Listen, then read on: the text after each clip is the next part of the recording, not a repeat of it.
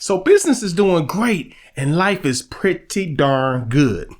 You decide to take a trip with 6 of your other friends down to Cabo San Lucas in Mexico. This is supposed to be some kind of birthday celebration for one of the friends, so-called friends, and maybe even the next day, another person showing up because they're going to celebrate their birthday weekend as well. You go down there and you think you are with 6 people who absolutely adore you. Before you know it, you're fighting. Actually, you're not fighting, you're getting assaulted.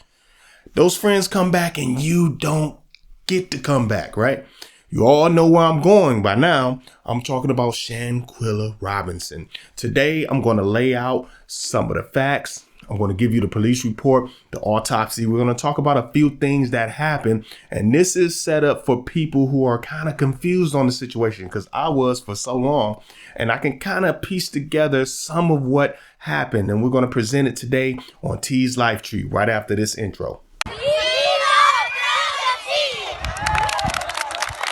You were a star child, let your light shine for all the world. When you open your mouth to reveal a pearl, let it shine more, just to light the path. If it don't add up, man, just do the math. If it ain't for you, let it pass on through. I love Brotha T. How you doing? This is Terrion Wilson, aka yo boy Brotha T, here with another one. So we're gonna talk about Shanquella Robinson, and if anybody who knows her family, anybody like that, if they happen to see this, I just hope I do justice to your loved one, okay? Because I'm gonna present facts. I'm not gonna try to embarrass her in any kind of way or throw any kind of dirt on her name. I just want, the facts to be out, right? And maybe I can do my little part in bringing justice to the situation. So I'm going to give you a little timeline. Let's go to 28th. All right, so this is October 28th, 2022. So they decide to go celebrate Dejanay Jackson's birthday. All right, so let me talk about a few characters that I'm going to talk about. I'm not going to talk about the whole 6, right? Today we're going to discuss Dejanay, Winter, Khalil, and Shanquella. All right, so I'm going to leave some of the other ones out of it because not really sure what happened with them, what role they played in the situation. We're going to find out later, I'm sure. Back to the 28th. All right, so they're going down to celebrate Dejanay's birthday, right? So they're going to go to Cabo San Lucas. They leave for Cabo San Lucas on Friday, October 28th. Shanquella calls her family on the night of the 28th, right? And she's saying, hey, we're cool. We're about to go eat some tacos. We're going to go hang out, do some drinking, and we're just going to party, have a good time. I'll call you guys tomorrow. That's Friday the 28th. Fast forward, October 29th, Saturday. So instead of Shanquella calling the family on the 29th, you're going to have Khalil. He calls back to her family on the 29th. I believe he spoke to the mother. He's saying, well, Quilla is kind of like, feeling under the weather, and she did a lot of drinking, and she's just not feeling good, so she's just gonna lay down. All right, so that was that discussion. And so the family's like, okay, well, I guess they're thinking that can happen, right? So Khalil calls back a second time. Now he's saying that the doctor's resuscitating Quilla. Doesn't make sense. So now the mother's kind of like, well, you told me that she just drunk a little bit and she needed to lay down. Now a doctor's resuscitating doesn't add up. Now the discussion that Khalil Cook is having with the mother, he's going to mention alcohol poisoning for the second time. So now he's basically doubling down on the alcohol poisoning narrative, right? Fast forward to Sunday the 30th. I'm going to come back. Don't worry about it. So let's fast forward to Sunday the 30th. The friends come back. The friends come back to the U.S. Quilla is not with them. Khalil brings Shanquella's luggage to the family's house. Okay. That's when he talks about, again, basically tripling down on the alcohol poisoning narrative. Okay, so still not totally making sense to the family, but they figure this is the friend. So, you give people the benefit of the doubt because it's a friendship. So you never think in your mind that a friend is going to give you a false story, right? Here's where it gets kind of weird, because the mother mentioned that Khalil was acting kind of strange. He was walking around clutching his beard and looking back and forth, and he would, I guess he would repeat things over and over again. Just seemed a little out of place. So she mentioned that behavior. Khalil started coming to the house every day. Okay, he would come to the house and they would talk and things like that. Eventually, he ends up bringing Dejanay and Winter to the house. He brought them to the house personally, and they all sat there talking about the same story. Here we go with the alcohol poisoning narrative again. It's all going to make sense. So, they're feeding the family the same thing over and over again. Once again, it gets even more weird.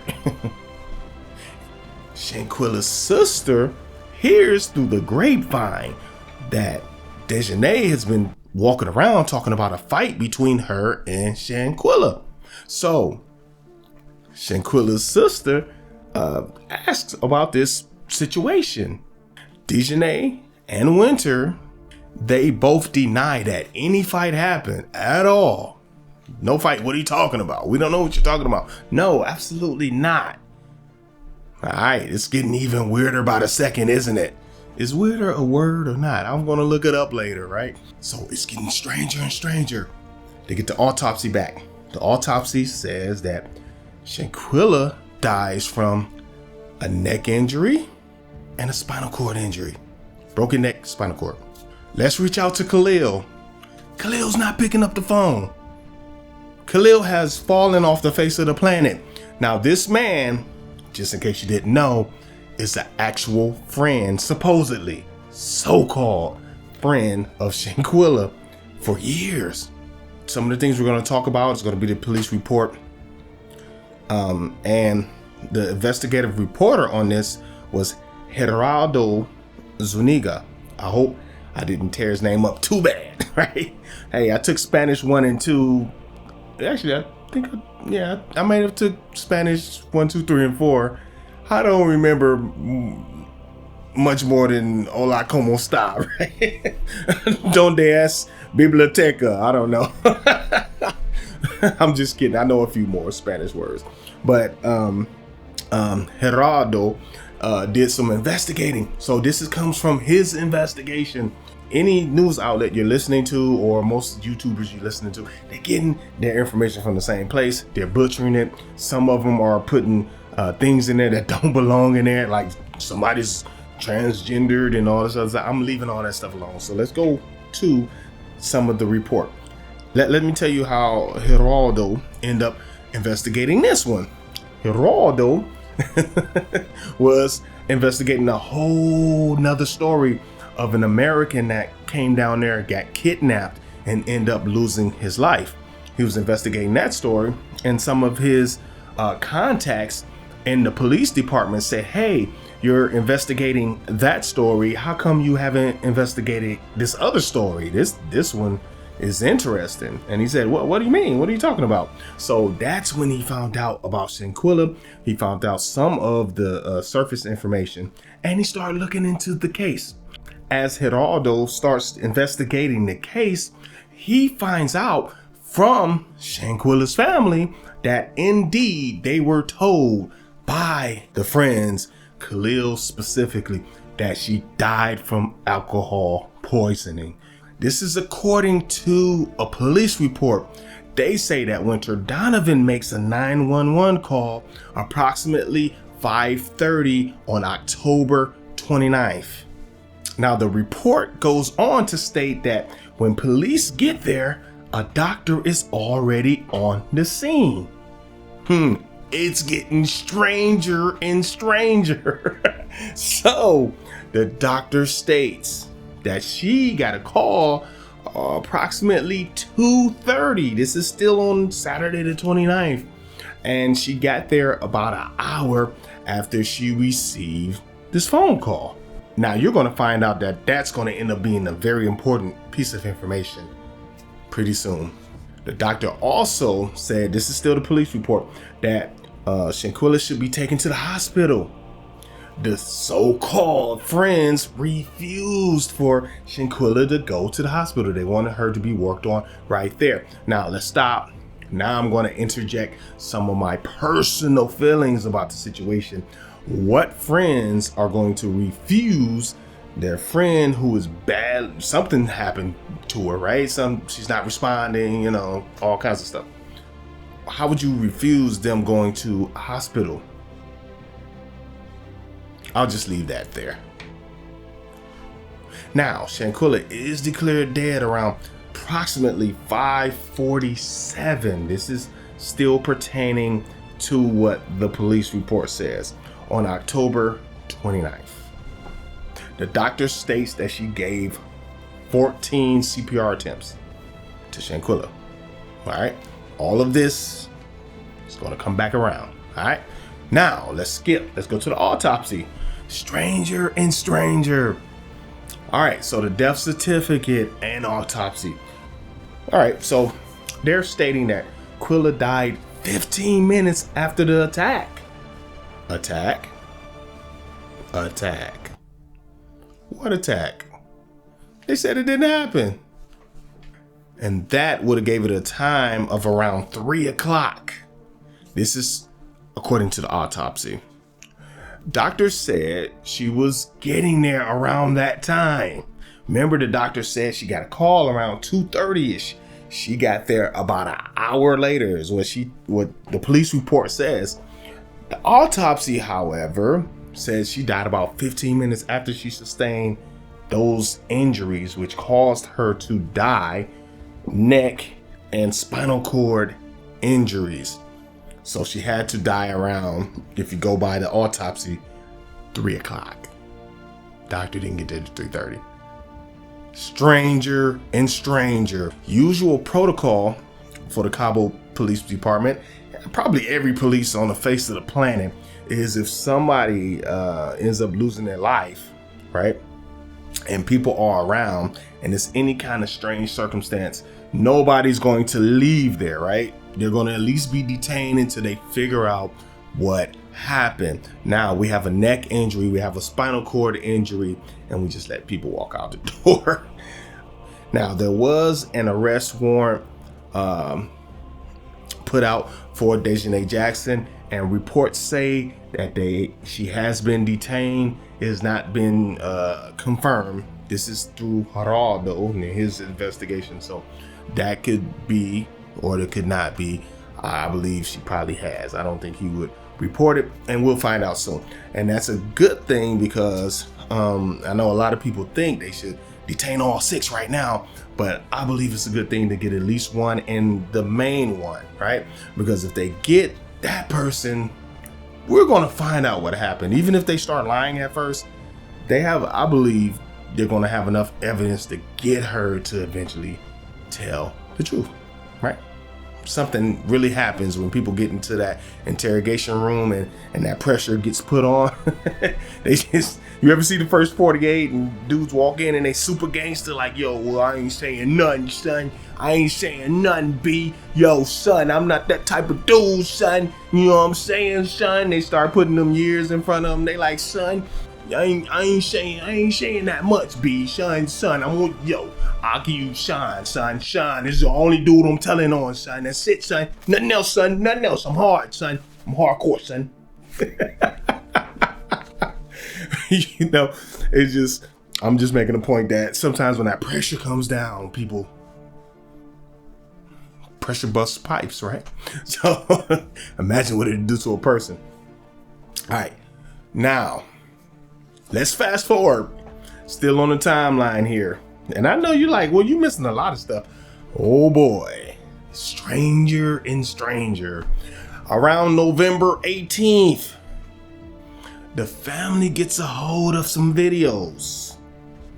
Remember, Dejanay and Winter, they came to the house. Oh, what are you talking about? They told the sister, what are you talking about? Fight. There's no fight. What are you talking about? Alcohol poisoning. That's what happened to her. The family sees a video, more than one video, of their loved one getting attacked. Now it gets stranger and stranger. Now, according to Geraldo, I'm tearing his name up, I'm sure. He was the first one to get the names of everybody involved in the situation. And he also said he's the one that kind of helped the video to go viral, because he said there was a bunch of classmates of hers that was sharing the video of her getting assaulted on film. And that's kind of how he got a hold to, that situation. Now, the Mexican authorities are classifying this as a femicide. Now, femicide, that goes beyond regular murder. It has to do with assaulting a woman for being a woman, basically. As far as I can put together, it has to be a personal bond. It doesn't have to be man and wife. It doesn't have to be a man. It could be woman on woman as well. As long as you have a close bond to that person, and situations end up with you murdering that person, you get more years. All right. And I guess they've had situations where women have been getting murdered and killed in that country, and they came up with that situation as a deterrent to that happening so much. So this is a femicide case, usually from 30 to 60 years. Now, 30 is the minimum. Now, that should tell you something right there. There is one video where most of you have seen Dejanay assaulting Shanquella. Now, there's rumored to be a second video, and in the second video, of course, this is where it has been rumored that there's a person that picked her up by the neck, slammed her down, and some people speculate that that was the death blow. Now, that person was rumored to be Winter Donovan. I'm not sure, because I haven't seen the second video, and I'll leave that, I'll leave that for another time when other information comes out. So this is your man, Terrion Wilson. I just wanted to go through, kind of lay everything out, because there's a lot of information in this case and a lot of misdirection in this case, and a lot of things that weren't facts that were presented in some shows, and it's throwing people off. So I just wanted to kind of put stuff in a certain kind of timeline so it can make a little more sense to you.